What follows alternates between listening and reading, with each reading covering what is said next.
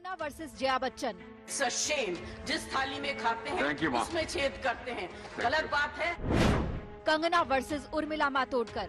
जिस तरह की भाषा वो खुद इस्तेमाल करती है एक महिला होकर और अपने आप को देशभक्त कहलाती है, क्या वो सही है?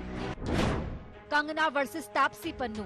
इस इंडस्ट्री ने आपको इस मुकाम पे जो आपको लेकर आई है, उसी खातिर एटलीस्ट इस इंडस्ट्री को इतने गंदे और गलत तरीके से जो नीचे गिराया जा रहा है इस समय, आई थिंक मेरे को बिल्कुल वो गलत लगता है।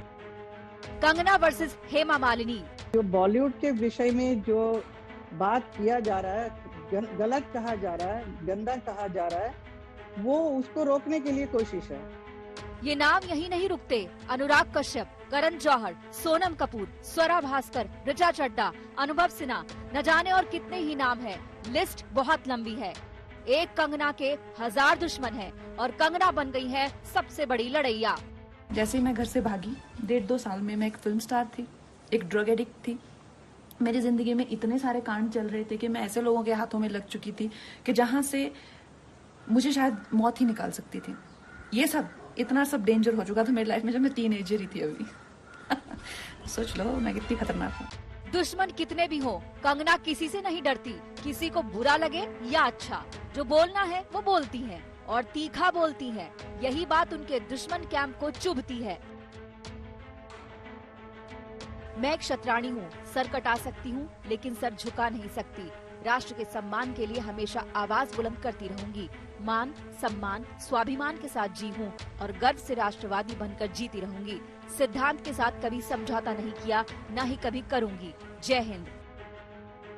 कंगना की ताजा लड़ाई में सबसे पहला नाम जया बच्चन का आया। जया बच्चन ने संसद में बॉलीवुड का साथ लेकर थाली में छेद करने वाली बात बोली तो कंगना ने उनके सामने खुद अपनी मेहनत से तैयार थाली सजा दी और हमलावर हो गई। कंगना ने जया बच्चन पर हमला बोला तो पूरा बॉलीवुड 2 खेमों में बट गया। सब खुलकर सामने आ गए। That yesterday one of our members in the Lok Sabha spoke, who is from the industry, against, I'm not taking a name, against the film industry. It's a shame. जिस थाली में खाते हैं उसमें छेद करते हैं, गलत बात है। I need the protection. The industry needs the protection and support of the government. Thank you. Industry में जितना हक जया जी को है, बच्चन परिवार को है, वैसे ही मुझे भी है। वैसे रवि किशन जी को भी है। जया जी फर्स्ट फैमिली इंडस्ट्री का है, लेकिन जया जी का एक जिस तरह का वो उनके भावना को वो प्रकट कर रही है ना, वो ऐसा लगता है कि किसी को हम हर्ट कर रहे हैं। हर्ट नहीं कर रहे कोई। जया बच्चन का गुस्सा सामने आया तो बॉलीवुड में बंटवारे की लकीर साफ हो गई। पहले तापसी, फिर उर्मिला के लिए तो कंगना बॉलीवुड की विलन बन गई।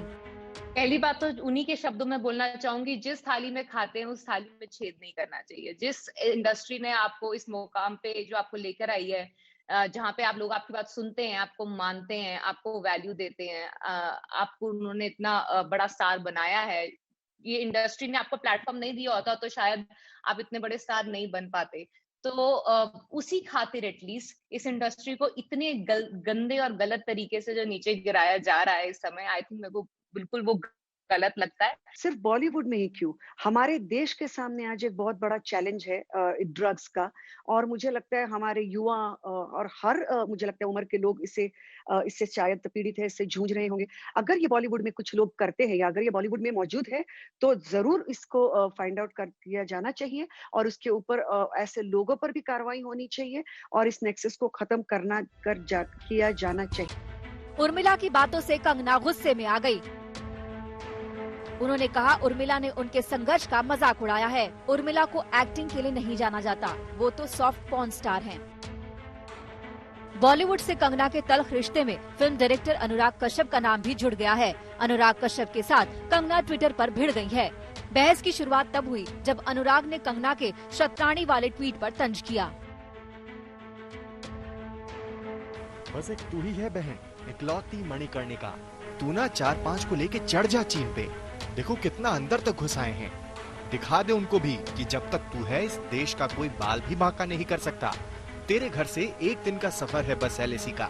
जा शेरनी, जय हिंद। अनुराग के इस ट्वीट पर कंगना ने भी पलटवार किया। उन्होंने लिखा, ठीक है मैं बॉर्डर पर जाती हूँ, आप अगले ओलंपिक्स में चले जाना, देश को गोल्ड मेडल चाहिए।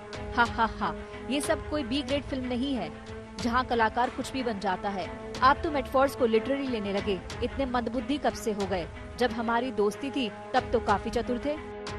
कंगना के पास हर बात का जवाब है। वो अकेले पूरे बॉलीवुड से भिड़ी हैं। उनकी बातों में बहुत तीखापन है। इसी तीखेपन से उनके दुश्मन कैंप में आग लगी है और ये आग जल्द बुझने वाली नहीं है। मैं बहुत लड़ाकू लड़की की तरह लग सकती हूँ, लेकिन ये सच नहीं है। मेरा एक रिकॉर्ड रहा है कि मैंने कभी भी लड़ाई शुरू नहीं की। अगर कोई इस बात को गलत साबित कर सकता है तो मैं ट्विटर छोड़ दूंगी। मैं कभी भी खुद लड़ाई शुरू नहीं करती, लेकिन खत्म मैं ही करती हूँ। कंगना के तेवर से साफ है कि ये लड़ाई अभी बहुत लंबी चलने वाली है और कंगना यही कह रही हैं कि छेड़ोगे तो छोड़ूंगी नहीं। आज तक ब्यूरो।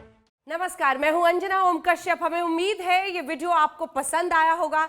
लेटेस्ट खबरों के लिए यूं ही देखते रहिए आज तक और इस वीडियो के पसंद आने पर लाइक, शेयर एंड सब्सक्राइब करना ना भूलें।